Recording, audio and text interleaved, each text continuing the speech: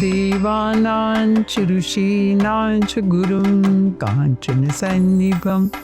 बुद्धिभूतं त्रिलोकेशं तं नमामि बृहस्पतिं। देवानां च ऋषीणां च गुरुं काञ्चनसन्निभं बुद्धिभूतं त्रिलोकेशं तं नमामि बृहस्पतिं। देवानां च ऋषीणां च गुरुं काञ्चनसन्निभं बुद्धिभूतं त्रिलोकेशं तं नमामि बृहस्पतिं। देवानां च ऋषीणां च गुरुं काञ्चनसन्निभं बुद्धिभूतं त्रिलोकेशं तं नमामि बृहस्पतिं। देवानां च ऋषीणां च गुरुं काञ्चनसन्निभं बुद्धिभूतं त्रिलोकेशं तं नमामि बृहस्पतिं। देवानां च ऋषीणां च गुरुं काञ्चनसन्निभं बुद्धिभूतं त्रिलोकेशं तं नमामि बृहस्पतिं। देवानां च ऋषीणां च गुरुं काञ्चनसन्निभं बुद्धिभूतं त्रिलोकेशं तं नमामि बृहस्पतिं। देवानां च ऋषीणां च गुरुं काञ्चनसन्निभं बुद्धिभूतं त्रिलोकेशं तं नमामि बृहस्पतिं। देवानां च ऋषीणां च गुरुं काञ्चनसन्निभं बुद्धिभूतं त्रिलोकेशं तं नमामि बृहस्पतिं। देवानां च ऋषीणां च गुरुं काञ्चनसन्निभं बुद्धिभूतं त्रिलोकेशं तं नमामि बृहस्पतिं। देवानां च ऋषीणां च गुरुं काञ्चनसन्निभं बुद्धिभूतं त्रिलोकेशं तं नमामि बृहस्पतिं। देवानां च ऋषीणां च गुरुं काञ्चनसन्निभं बुद्धिभूतं त्रिलोकेशं तं नमामि बृहस्पतिं। देवानां च ऋषीणां च गुरुं काञ्चनसन्निभं बुद्धिभूतं त्रिलोकेशं तं नमामि बृहस्पतिं। देवानां च ऋषीणां च गुरुं काञ्चनसन्निभं बुद्धिभूतं त्रिलोकेशं तं नमामि बृहस्पतिं। देवानां च ऋषीणां च गुरुं काञ्चनसन्निभं बुद्धिभूतं त्रिलोकेशं तं नमामि बृहस्पतिं। देवानां च ऋषीणां च गुरुं काञ्चनसन्निभं बुद्धिभूतं त्रिलोकेशं तं नमामि बृहस्पतिं। देवानां च ऋषीणां च गुरुं काञ्चनसन्निभं बुद्धिभूतं त्रिलोकेशं तं नमामि बृहस्पतिं। देवानां च ऋषीणां च गुरुं काञ्चनसन्निभं बुद्धिभूतं त्रिलोकेशं तं नमामि बृहस्पतिं। देवानां च ऋषीणां च गुरुं काञ्चनसन्निभं बुद्धिभूतं त्रिलोकेशं तं नमामि बृहस्पतिं। देवानां च ऋषीणां च गुरुं काञ्चनसन्निभं बुद्धिभूतं त्रिलोकेशं तं नमामि बृहस्पतिं। देवानां च ऋषीणां च गुरुं काञ्चनसन्निभं बुद्धिभूतं त्रिलोकेशं तं नमामि बृहस्पतिं। देवानां च ऋषीणां च गुरुं काञ्चनसन्निभं बुद्धिभूतं त्रिलोकेशं तं नमामि बृहस्पतिं। देवानां च ऋषीणां च गुरुं काञ्चनसन्निभं बुद्धिभूतं त्रिलोकेशं तं नमामि बृहस्पतिं देवानां च ऋषीणां च गुरुं काञ्चनसन्निभं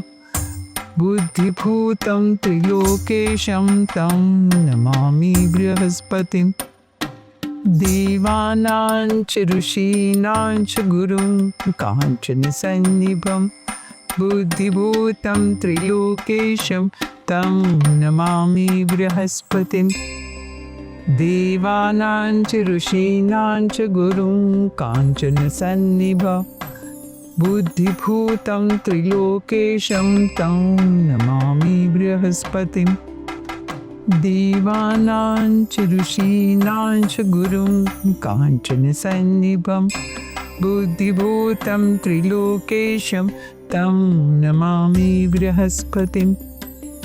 देवानां च ऋषीणां च गुरुं काञ्चनसन्निभं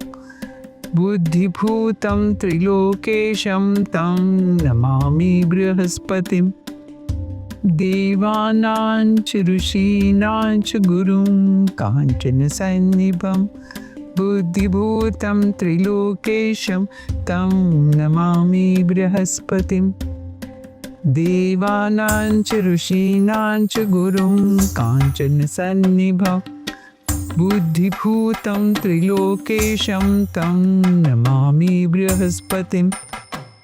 देवानां च ऋषीणां च गुरुं काञ्चनसन्निभं बुद्धिभूतं त्रिलोकेशं तं नमामि बृहस्पतिं देवानां च ऋषीणां च गुरुं काञ्चनसन्निभं बुद्धिभूतं त्रिलोकेशं तं नमामि बृहस्पतिं देवानां च ऋषीणां च गुरुं काञ्चनसन्निभं बुद्धिभूतं त्रिलोकेशं तं नमामि बृहस्पतिं देवानां च ऋषीणां च गुरुं काञ्चनसन्निभं बुद्धिभूतं त्रिलोकेशं तं नमामि बृहस्पतिं देवानां च ऋषीणां च गुरुं काञ्चनसन्निभं बुद्धिभूतं त्रिलोकेशं तं नमामि बृहस्पतिं देवानां च ऋषीणां च गुरुं काञ्चनसन्निभं बुद्धिभूतं त्रिलोकेशं तं नमामि बृहस्पतिं देवानां च ऋषीणां च गुरुं काञ्चनसन्निभं बुद्धिभूतं त्रिलोकेशं तं नमामि बृहस्पतिं देवानां च ऋषीणां च गुरुं काञ्चनसन्निभं बुद्धिभूतं त्रिलोकेशं तं नमामि बृहस्पतिं देवानां च ऋषीणां च गुरुं काञ्चनसन्निभं बुद्धिभूतं त्रिलोकेशं तं नमामि बृहस्पतिं देवानां च ऋषीणां च गुरुं काञ्चनसन्निभं बुद्धिभूतं त्रिलोकेशं तं नमामि बृहस्पतिं देवानां च ऋषीणां च गुरुं काञ्चनसन्निभं बुद्धिभूतं त्रिलोकेशं तं नमामि बृहस्पतिं देवानां च ऋषीणां च गुरुं काञ्चनसन्निभं बुद्धिभूतं त्रिलोकेशं तं नमामि बृहस्पतिं देवानां च ऋषीणां च गुरुं काञ्चनसन्निभं बुद्धिभूतं त्रिलोकेशं तं नमामि बृहस्पतिं देवानां च ऋषीणां च गुरुं काञ्चनसन्निभं बुद्धिभूतं त्रिलोकेशं तं नमामि बृहस्पतिं देवानां च ऋषीणां च गुरुं काञ्चनसन्निभं बुद्धिभूतं त्रिलोकेशं तं नमामि बृहस्पतिं देवानां च ऋषीणां च गुरुं काञ्चनसन्निभं बुद्धिभूतं त्रिलोकेशं तं नमामि बृहस्पतिं देवानां च ऋषीणां च गुरुं काञ्चनसन्निभं बुद्धिभूतं त्रिलोकेशं तं नमामि बृहस्पतिं देवानां च ऋषीणां च गुरुं काञ्चनसन्निभं बुद्धिभूतं त्रिलोकेशं तं नमामि बृहस्पतिं देवानां च ऋषीणां च गुरुं काञ्चनसन्निभं बुद्धिभूतं त्रिलोकेशं तं नमामि बृहस्पतिं देवानां च ऋषीणां च गुरुं काञ्चनसन्निभं बुद्धिभूतं त्रिलोकेशं तं नमामि बृहस्पतिं देवानां च ऋषीणां च गुरुं काञ्चनसन्निभं बुद्धिभूतं त्रिलोकेशं तं नमामि बृहस्पतिं देवानां च ऋषीणां च गुरुं काञ्चनसन्निभं बुद्धिभूतं त्रिलोकेशं तं नमामि बृहस्पतिं देवानां च ऋषीणां च गुरुं काञ्चनसन्निभं बुद्धिभूतं त्रिलोकेशं तं नमामि बृहस्पतिं देवानां च ऋषीणां च गुरुं काञ्चनसन्निभं बुद्धिभूतं त्रिलोकेशं तं नमामि बृहस्पतिं देवानां च ऋषीणां च गुरुं काञ्चनसन्निभं बुद्धिभूतं त्रिलोकेशं तं नमामि बृहस्पतिं देवानां च ऋषीणां च गुरुं काञ्चनसन्निभं बुद्धिभूतं त्रिलोकेशं तं नमामि बृहस्पतिं देवानां च ऋषीणां च गुरुं काञ्चनसन्निभं बुद्धिभूतं त्रिलोकेशं तं नमामि बृहस्पतिं देवानां च ऋषीणां च गुरुं काञ्चनसन्निभं बुद्धिभूतं त्रिलोकेशं तं नमामि बृहस्पतिं देवानां च ऋषीणां च गुरुं काञ्चनसन्निभं बुद्धिभूतं त्रिलोकेशं तं नमामि बृहस्पतिं देवानां च ऋषीणां च गुरुं काञ्चनसन्निभं बुद्धिभूतं त्रिलोकेशं तं नमामि बृहस्पतिं देवानां च ऋषीणां च गुरुं काञ्चनसन्निभं बुद्धिभूतं त्रिलोकेशं तं नमामि बृहस्पतिं देवानां च ऋषीणां च गुरुं काञ्चनसन्निभं बुद्धिभूतं त्रिलोकेशं तं नमामि बृहस्पतिं देवानां च ऋषीणां च गुरुं काञ्चनसन्निभं बुद्धिभूतं त्रिलोकेशं तं नमामि बृहस्पतिं देवानां च ऋषीणां च गुरुं काञ्चनसन्निभं बुद्धिभूतं त्रिलोकेशं तं नमामि बृहस्पतिं देवानां च ऋषीणां च गुरुं काञ्चनसन्निभं बुद्धिभूतं त्रिलोकेशं तं नमामि बृहस्पतिं देवानां च ऋषीणां च गुरुं काञ्चनसन्निभं बुद्धिभूतं त्रिलोकेशं तं नमामि बृहस्पतिं देवानां च ऋषीणां च गुरुं काञ्चनसन्निभं बुद्धिभूतं त्रिलोकेशं तं नमामि बृहस्पतिं देवानां च ऋषीणां च गुरुं काञ्चनसन्निभं बुद्धिभूतं त्रिलोकेशं तं नमामि बृहस्पतिं देवानां च ऋषीणां च गुरुं काञ्चनसन्निभं बुद्धिभूतं त्रिलोकेशं तं नमामि बृहस्पतिं देवानां च ऋषीणां च गुरुं काञ्चनसन्निभं बुद्धिभूतं त्रिलोकेशं तं नमामि बृहस्पतिं देवानां च ऋषीणां च गुरुं काञ्चनसन्निभं बुद्धिभूतं त्रिलोकेशं तं नमामि बृहस्पतिं देवानां च ऋषीणां च गुरुं काञ्चनसन्निभं बुद्धिभूतं त्रिलोकेशं तं नमामि बृहस्पतिं देवानां च ऋषीणां च गुरुं काञ्चनसन्निभं बुद्धिभूतं त्रिलोकेशं तं नमामि बृहस्पतिं देवानां च ऋषीणां च गुरुं काञ्चनसन्निभं बुद्धिभूतं त्रिलोकेशं तं नमामि बृहस्पतिं देवानां च ऋषीणां च गुरुं काञ्चनसन्निभं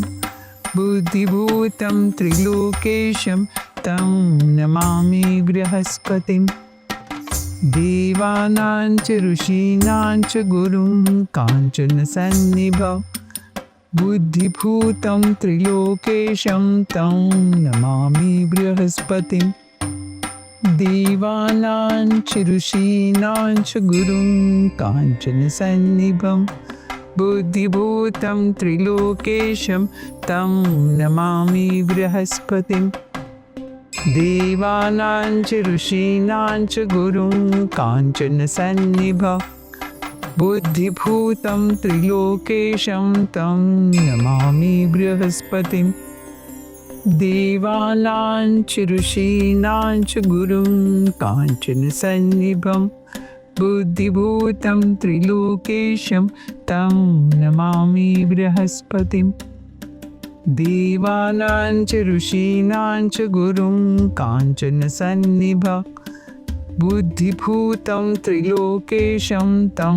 नमामि बृहस्पतिं देवानां च ऋषीणां च गुरुं काञ्चनसन्निभं बुद्धिभूतं त्रिलोकेशं तं नमामि बृहस्पतिं देवानां च ऋषीणां च गुरुं काञ्चनसन्निभं बुद्धिभूतं त्रिलोकेशं तं नमामि बृहस्पतिं देवानां च ऋषीणां च गुरुं काञ्चनसन्निभं बुद्धिभूतं त्रिलोकेशं तं नमामि बृहस्पतिं देवानां च ऋषीणां च गुरुं काञ्चनसन्निभं बुद्धिभूतं त्रिलोकेशं तं नमामि बृहस्पतिं देवानां च ऋषीणां च गुरुं काञ्चनसन्निभं बुद्धिभूतं त्रिलोकेशं तं नमामि बृहस्पतिं देवानां च ऋषीणां च गुरुं काञ्चनसन्निभं बुद्धिभूतं त्रिलोकेशं तं नमामि बृहस्पतिं देवानां च ऋषीणां च गुरुं काञ्चनसन्निभं बुद्धिभूतं त्रिलोकेशं तं नमामि बृहस्पतिं देवानां च ऋषीणां च गुरुं काञ्चनसन्निभं बुद्धिभूतं त्रिलोकेशं तं नमामि बृहस्पतिं देवानां च ऋषीणां च गुरुं काञ्चनसन्निभं बुद्धिभूतं त्रिलोकेशं तं नमामि बृहस्पतिं देवानां च ऋषीणां च गुरुं काञ्चनसन्निभं बुद्धिभूतं त्रिलोकेशं तं नमामि बृहस्पतिं देवानां च ऋषीणां च गुरुं काञ्चनसन्निभं बुद्धिभूतं त्रिलोकेशं तं नमामि बृहस्पतिम् देवानां च ऋषीणां च गुरुं काञ्चनसन्निभं बुद्धिभूतं त्रिलोकेशं तं नमामि बृहस्पतिम् देवानां च ऋषीणां च गुरुं काञ्चनसन्निभं बुद्धिभूतं त्रिलोकेशं तं नमामि बृहस्पतिम् देवानां च ऋषीणां च गुरुं काञ्चनसन्निभं बुद्धिभूतं त्रिलोकेशं तं नमामि बृहस्पतिम् देवानां च ऋषीणां च गुरुं काञ्चनसन्निभं बुद्धिभूतं त्रिलोकेशं तं नमामि बृहस्पतिम् देवानां च ऋषीणां च गुरुं काञ्चनसन्निभं बुद्धिभूतं त्रिलोकेशं तं नमामि बृहस्पतिम्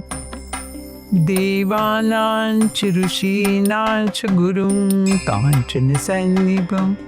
बुद्धिभूतं त्रिलोकेशं तं नमामि बृहस्पतिम् देवानां च ऋषीणां च गुरुं काञ्चनसन्निभं बुद्धिभूतं त्रिलोकेशं तं नमामि बृहस्पतिम् देवानां च ऋषीणां च गुरुं काञ्चनसन्निभं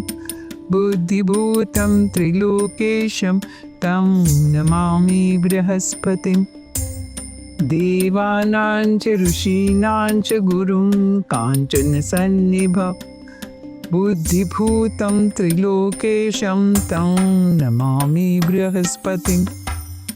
देवानां च ऋषीणां च गुरुं काञ्चनसन्निभं बुद्धिभूतं त्रिलोकेशं तं नमामि बृहस्पतिम् देवानां च ऋषीणां च गुरुं काञ्चनसन्निभं बुद्धिभूतं त्रिलोकेशं तं नमामि बृहस्पतिम् देवानां च ऋषीणां च गुरुं काञ्चनसन्निभं बुद्धिभूतं त्रिलोकेशं तं नमामि बृहस्पतिम् देवानां च ऋषीणां च गुरुं काञ्चनसन्निभं बुद्धिभूतं त्रिलोकेशं तं नमामि बृहस्पतिम् देवानां च ऋषीणां च गुरुं काञ्चनसन्निभं बुद्धिभूतं त्रिलोकेशं तं नमामि बृहस्पतिम् देवानां च ऋषीणां च गुरुं काञ्चनसन्निभं बुद्धिभूतं त्रिलोकेशं तं नमामि बृहस्पतिम् देवानां च ऋषीणां च गुरुं काञ्चनसन्निभं बुद्धिभूतं त्रिलोकेशं तं नमामि बृहस्पतिम् देवानां च ऋषीणां च गुरुं काञ्चनसन्निभं बुद्धिभूतं त्रिलोकेशं तं नमामि बृहस्पतिम्